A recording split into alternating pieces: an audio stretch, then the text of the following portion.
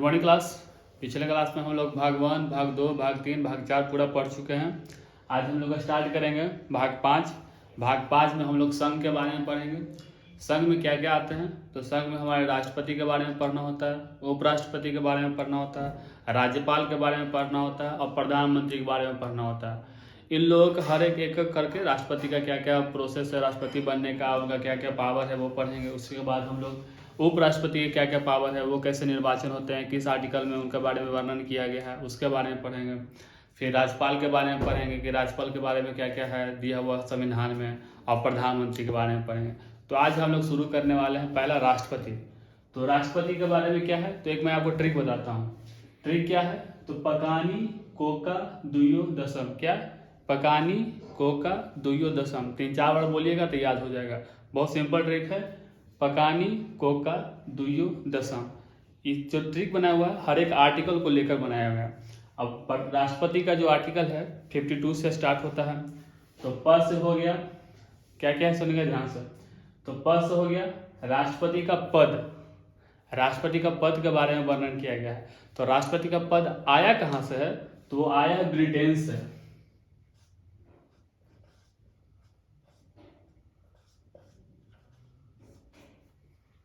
कहाँ से लाया गया है, तो ब्रिटेन से लाया गया है। ब्रिटेन में देखते हैं कि वहाँ के महारानी हुआ करती हैं।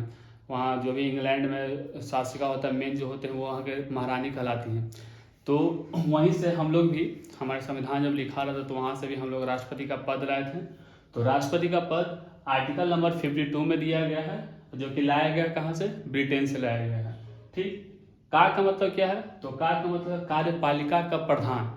अभी कार्यपालिका क्या होता है तो हमारे देश में जैसे कि एग्जाम्पल के लिए समझते हैं, थल सेना है, वायुसेना है, नौसेना है, और जो भी ऑफिशियल है, जो सरकारी जो ऑफिस है, तो सबके प्रधान होते हैं। कौन होते हैं, तो राष्ट्रपति होते हैं। वो प्रधान होते क्यों हैं, क्योंकि हमारे देश में सबसे ऊंचा पद ही राष्ट्रपति का होता है। तो जो सबसे ऊंचा पद पे होगा उसी का तो सब पे अधिकार होगा। जैसे कि अगर आपके घर में आपके दादाजी होंगे तो सारा डिसीजन दादाजी से ही पूछ के लिया जाता है, क्योंकि वो घर के सबसे बड़े गार्जियन हैं। तो उसी तरह हम लोग अपने देश में एक ऐसा पद बनाएं, एक ऐसे व्यक्ति को बैठाएं जो पूरे देश का मतलब प्रतिनिधित्व करता हो और लीड करता हो। तो हम लोग राष्ट्रपति को रखें। और राष्ट्रपति को सारे जो भी कार्यपालिका हैं या जो भी सरकारी काम भी होते तो सबका प्रधान उनको बनाया गया। और वो किस में दिया हुआ, तो आर्टिकल नंबर 53 में यानी 53 में दिया हुआ। नी का मतलब क्या होता है, तो निर्वाचन। अब राष्ट्रपति का निर्वाचन कैसे होता है, क्या प्रोसेस है, उसके बारे में बताया गया है आर्टिकल नंबर 54 में। 54 में क्या दिया हुआ, निर्वाचन के बारे में। ठीक है। ठीक। उसके बाद फिर आता है कोका। कोका में को का मतलब है कोटा पद्धति। निर्वाचन कैसे होता है, तो कोटा पद्धति से, अप्रत्यक्ष रूप से। क्या है,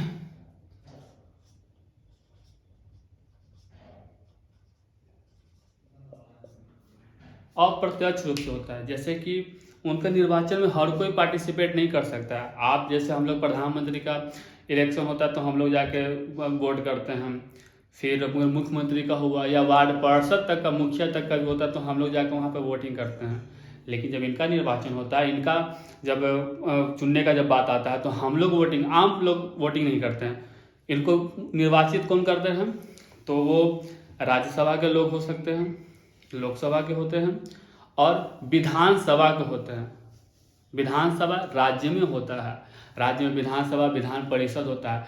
अगर कोई मुख्यमंत्री विधान परिषद से इलेक्ट है, यानी कि विधान परिषद के थ्रू अगर वो मुख्यमंत्री बनता है, तो वो राष्ट्रपति के निर्वाचन में भाग नहीं ले सकता है। भाग कौन कौन लेगा, अभी बताएं कि लोकसभा के जो सदस्य होंगे वही पार्टिसिपेट करेंगे। फिर राज्यसभा के जो मतलब सदस्य होंगे वही पार्टिसिपेट करेंगे, और विधानसभा के वहाँ पे ना, विधानसभा और लोकसभा में ना कुछ मनोनीत पर्सन भी होते हैं। वो उसको ना राष्ट्रपति अपने मन से, जैसे उनको राष्ट्रपति के पास ना अधिकार होता है कि वो 12 लोग को अपने मन से लोकसभा या राज्यसभा में बैठा सकते हैं। तो क्या वो लोग ले सकते हैं पार्टिसिपेट, तो वो भी पार्टिसिपेट नहीं कर सकते हैं। तो पार्टिसिपेट कर सकते हैं बस तीन केस में। वो लोकसभा के सदस्य होना चाहिए, विधानसभा के होना चाहिए, और राज्यसभा के। नहीं ले सकते हैं कौन कौन, तब विधान परिषद के लोग जो होंगे वो नहीं ले सकते हैं। ठीक, मनोनीत जो सदस्य होंगे वो नहीं ले सकते हैं पार्टिसिपेट निर्वाचन में, राष्ट्रपति का निर्वाचन में, क्योंकि बहुत बड़ा पद है। और साथ ही साथ जो आम आदमी यानी कि हम लोग हो गए, तो वो आम पर्सन भी उनको इलेक्ट में मतलब निर्वाचन में पार्टिसिपेट नहीं कर सकता। ठीक है। और हाँ, ये जो उनका जो इलेक्शन होता है अप्रत्यक्ष होता है, गुप्त रूप से होता है।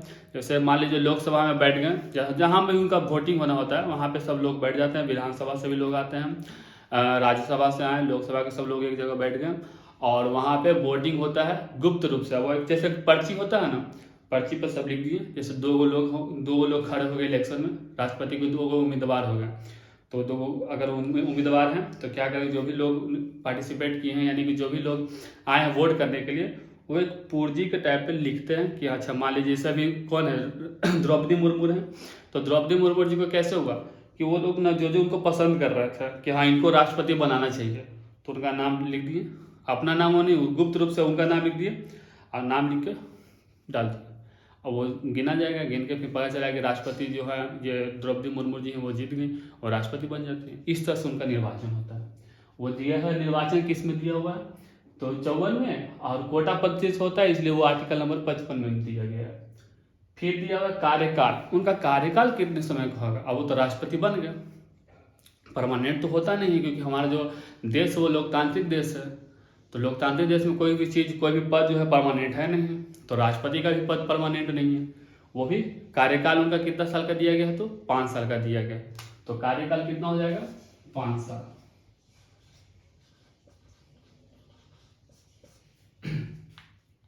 तो इनका कार्यकाल के बारे में किस आर्टिकल में वर्णन है, तो आर्टिकल नंबर 56।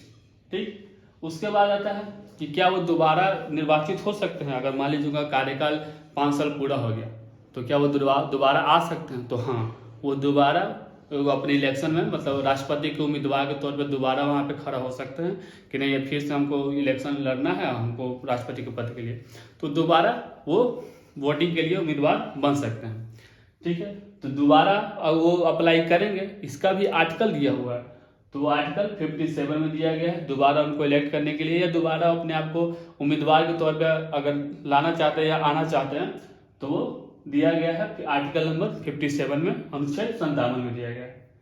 अब वो दोबारा आ रहे हैं तो उनका कुछ योग्यता भी तो होना चाहिए। अगर राष्ट्रपति बन रहे तो योग्यता के बारे में बात होगा कि योग्यता क्या क्या है, शर्त क्या क्या है, तो वो शर्त है, योग्यता क्या है, तो योग्यता आर्टिकल नंबर 58 में दिया गया है। योग्यता क्या क्या होना चाहिए, तो योग्यता के वो भारत के नागरिक होने चाहिए सबसे पहला। फिर वो लोकसभा में एक सदस्य बनने का एक उम्मीदवार मतलब इतने काबिल हो कि वो लोकसभा में सदस्य बन सके, वो होना चाहिए। ठीक, उसके बाद कोई भी क्या कर सकते हो उसको, लोकसभा में सदस्य भी हो सकते हैं, और साथ ही साथ कोई भी गैर कानूनी काम नहीं यानी आपराधिक रूप का कोई काम ही नहीं किए हो। ठीक है, तो वो इनका योग्यता का पूछता है। जैसे कैसे आप हम वैकेंसी के लिए कोई भी नौकरी के लिए कोई भी जॉब के लिए फॉर्म भरते हैं तो उसमें पूछता है कि आप एलिजिबल हैं कि नहीं, तो एलिजिबिलिटी में वो डालता है कि आप 12 पास होना चाहिए, इंटरमीडिएट होना चाहिए या ग्रेजुएट होना चाहिए, वो भी कितने % से, सब कुछ पूछता है ना। उसी के साथ साथ अगर आप कोई डिफेंस में जा रहे हैं तो आपका हाइट पूछता है, चेस्ट पूछता है और यहाँ तक वजन पूछता है, तो ये सब वो एलिजिबिलिटी खोजता है। तो इसी में भी राष्ट्रपति भी एक बहुत बड़ा पद है, वो देश को रिप्रेजेंट करते हैं या देश के सबसे बड़े प्रधान पद पे होते हैं, तो उनके भी तो कुछ योग्यता होना चाहिए। ऐसे वैसे लोग को तो बना नहीं सकते हैं, इसलिए उनका भी योग्यता पूछा जाता है। तो योग्यता उनका क्या क्या होना चाहिए उसके बारे में वर्णन किया हुआ है आर्टिकल नंबर 58 में। ठीक है, उसके बाद दशा क्या है, दशा यानी शर्त। तो शर्त के रूप में क्या क्या पूछा जाता है कि कम से कम उनको ना 50 प्रस्तावक और 50 अनुमोदक होना चाहिए। क्या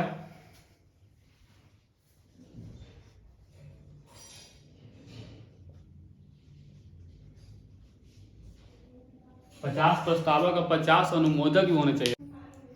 50 प्रस्तावक और 50 अनुमोदक, तो ये प्रस्तावक का मतलब गारंटर जो कहते हैं कि जैसे कोई भी सामान ले जाए तो एक गारंटर ले जाते हैं, या बैंक में अकाउंट भी खुलाने जाते हैं तो वहाँ पे एक गारंटर खोजता है कि हाँ इनको हम पहचानते हैं, आप मेरे नाम पे इनको अकाउंट क्या कहते हैं उसको खोल सकते हैं। तो गारंटर के रूप में 50 प्रस्तावक और 50 अनुमोदक होते हैं। ठीक, शर्त में क्या क्या बता दिए, 50 प्रस्तावक तो 50 अनुमोदक होना चाहिए, जो कि आर्टिकल नंबर 59 में वर्णन किया हुआ है।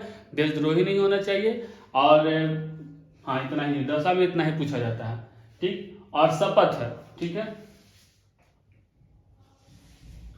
फिर उनको शपथ दिलाया जाता है। शपथ किस आर्टिकल द्वारा दिलाया जाता है, तो आर्टिकल नंबर 60 के द्वारा उनको शपथ दिलाया जाता है। अब वो राष्ट्रपति के पद के लिए निर्वाचित हो चुके हैं, कोई जीत गए हैं, तो उनको शपथ भी तो दिलाना होगा ना।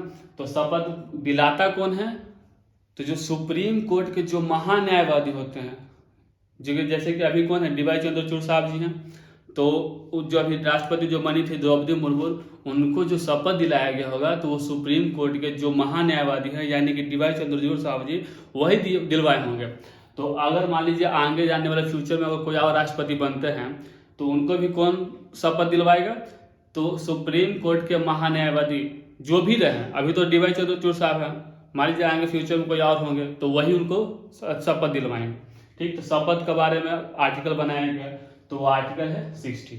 ठीक है, फिर म से हो गया महाभियोग, जो कि ट्रिक में यहाँ पे दिए दशम, तो लास्ट था म से हो गया महाभियोग। महाभियोग आर्टिकल नंबर 61 में आता है, यानी 61 में आता है।